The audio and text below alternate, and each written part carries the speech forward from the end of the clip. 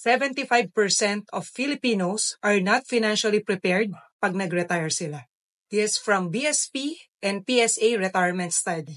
Ibig sabihin, 3 out of 4 Pinoys ay umaasa sa kanilang anak, kamag-anak, sa utang pag tumigil na sila magtrabaho. Gusto mo bang isa ka sa kanila pagtanda mo? Imagine, after 30 to 40 years of working, tapos wala kang ipon. Kaya kahit gusto mo na magpahinga, pinipilit mo pa rin magtrabaho kasi kailangan. O baka umaasa ka sa anak mo kahit na ayaw mo. If you're in your 30s right now, baka iniisip mo matagal pa ang retirement. Pero habang tumatagal, lumalaki din ang amount na kailangan mong isave for your retirement.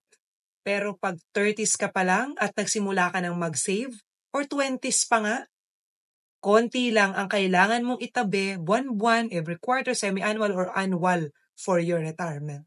Kung hihintayin mo na 40s ka na at 50s ka na, naku, napakalaki na ng amount na kailangan nating habulin for you. Retirement isn't about age.